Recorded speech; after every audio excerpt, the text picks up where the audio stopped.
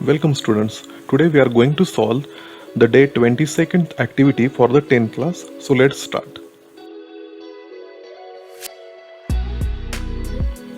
So on your screen you can see it is the second activity. So there are some objectives as well as some instructions for teacher and parents and facilitators. It is my request to all of you to read these all instructions at your home. So we are going to move ahead. Okay, now here you can see there are some instructions for students. So first of all we are going to discuss about these instructions and then we will talk about learning activity.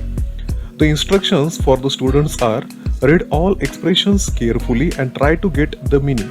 तुम्हाला या ॲक्टिव्हिटीमध्ये जे expressions दिलेले आहेत ते carefully read करायचे आहेत आणि त्याचा अर्थ तुम्हाला जाणून घ्यायचा आहे. Listen the expressions attentively to understand the meaning.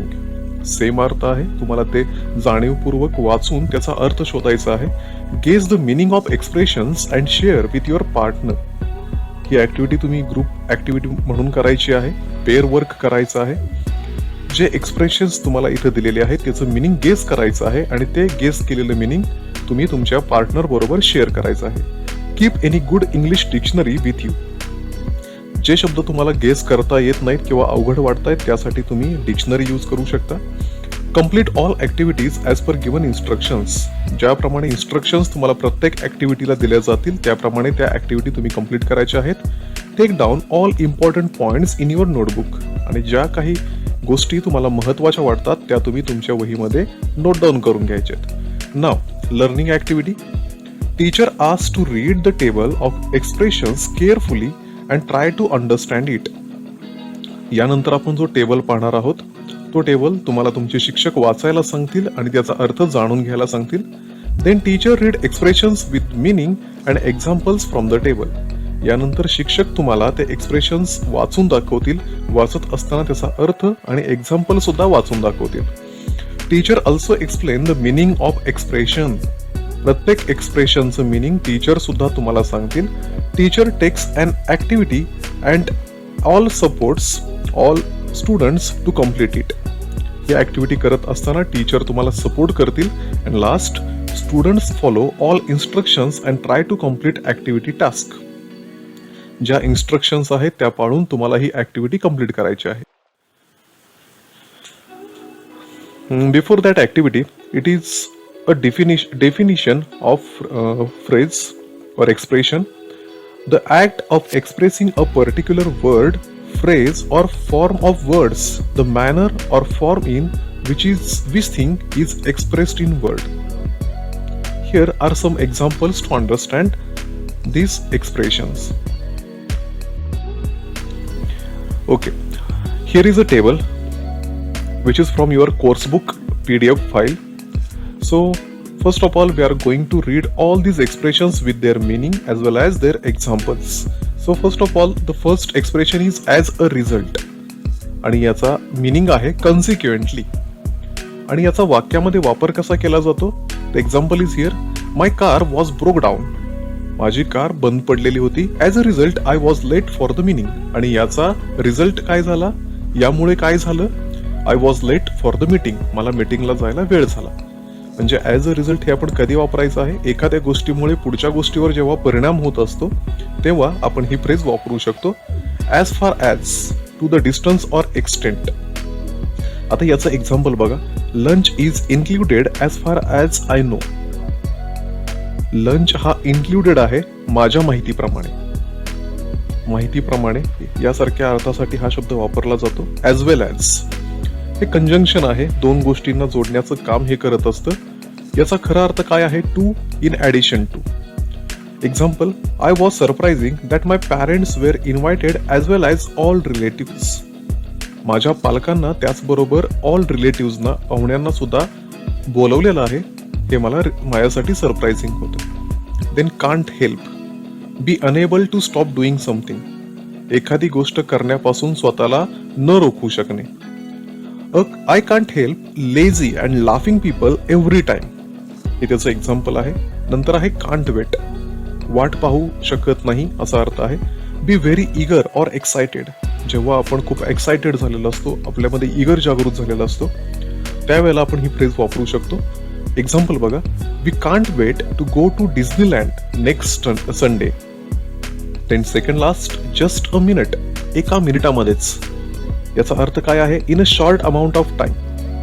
जेव्हा आपण म्हणतो मी एका मिनिटात आलो, याचा अर्थ असा नसतो की एका मिनिटात तिथं आपण गेलोच पाहिजे, पण याचा खरा अर्थ काय असतो? अतिशय कमी वेळेमध्ये.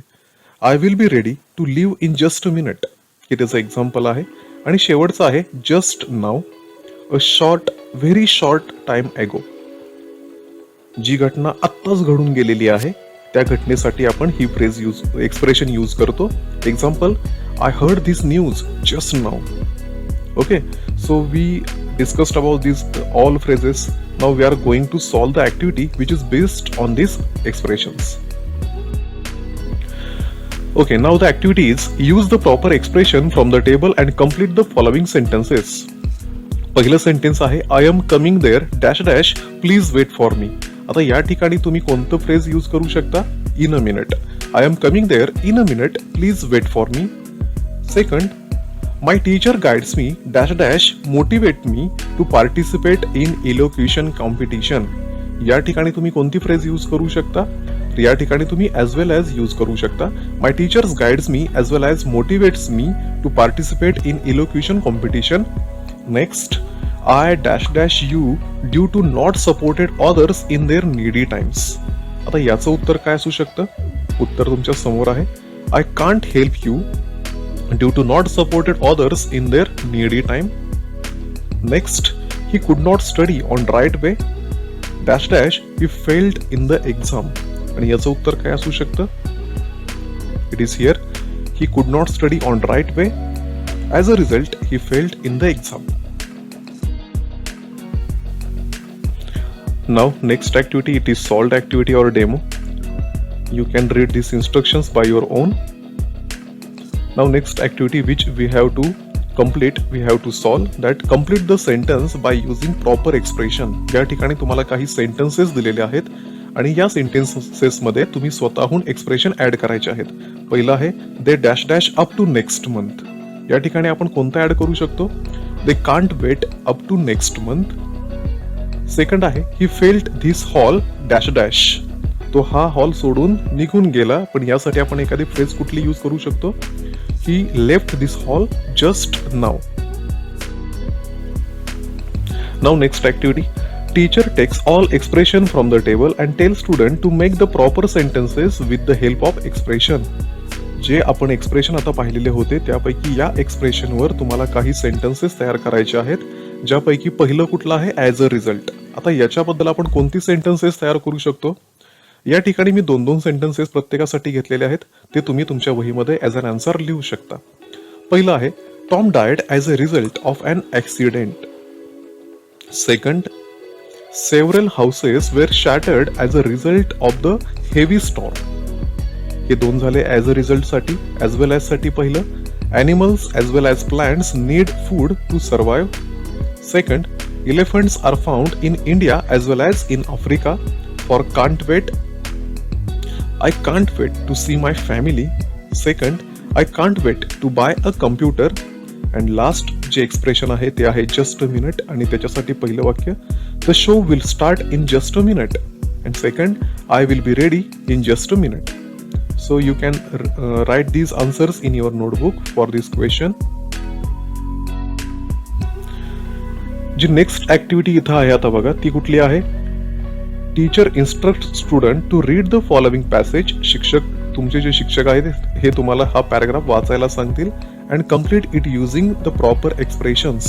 आणि ज्या ठिकाणी तुम्हाला ब्लँक पोझिशन दिसते आहे त्या ठिकाणी तुम्हाला प्रॉपर एक्सप्रेशन पुट करायचं आहे, इन्सर्ट करायचं आहे. बघूया कुठले कुठले एक्सप्रेशन्स आपण यूज करू शकतो. Once upon a time there were 2 friends in well known company.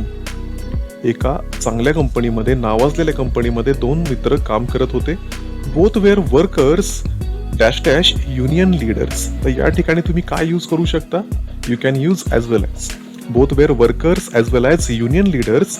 One day their manager call them to discuss on a topic. एक दिवस त्यांचा मॅनेजर त्यांना काही गोष्टीवर बोलण्यासाठी बोलवतो. The peon of the office went to them and gave the message. त्या office मधला जो काही प्यून होता, शिपाई होता, तो त्या दोघांकडे जातो आणि त्यांना मेसेज देतो. But one of them was not present there. पण दोघांपैकी एक जण त्या ठिकाणी प्रेझेंट नव्हता. Second one told him that dash dash I cannot come with you.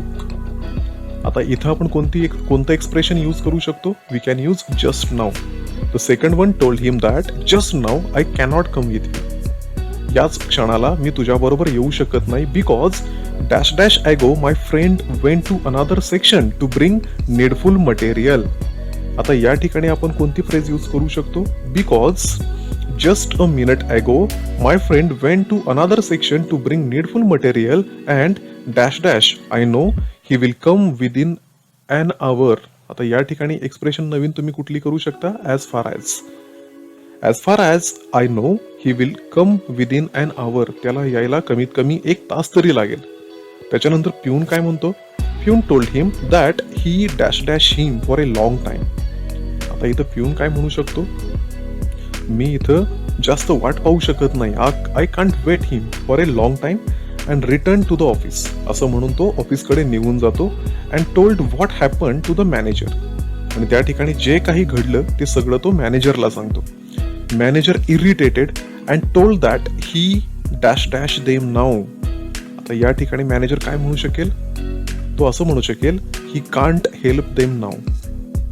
आणि शेवटी एक एक्सप्रेशन तुम्हाला इथं यूज करायचं आहे. Dash dash he dismissed both friends from the company. आणि याचा शेवट कसा झाला? तर त्या दोघांना सुद्धा कंपनीतून काढून टाकण्यात आलं. आणि यासाठी एक्सप्रेशन तुम्ही कोणतं यूज करू शकता? As a result. तर ही ऍक्टिव्हिटी सुद्धा तुम्ही तुमच्या वहीमध्ये लिहायची आहे. Next activity. या ठिकाणी तुमच्या ऍक्टिव्हिटी संपलेल्या आहेत. जी इव्हॅल्युएशन आहे हे तुम्हाला लिहायची गरज नाही. तुमचे शिक्षक तुम्हाला इव्हॅल्युएशन बद्दल सांगतील. जेव्हा तुम्ही क्लासमध्ये असाल तेव्हा हे घेतलं जाईल. इथं लिहिण्याची गरज नाहीये. आणि या ठिकाणी तुम्ही जे काही शिकलेलं आहात ते या ठिकाणी दिलेलं आहे. जिथं माय टेक अवे हा पॉइंट आहे. त्यातली पहिली गोष्ट तुम्ही शिकलात about the expression and its uses in the sentences. एक्सप्रेशनचा वापर सेंटेन्सेस मध्ये कसा करायचा. How to deal with expressions and meaning. Expression आणि मिनिंग याचा वापर कसा करायचा.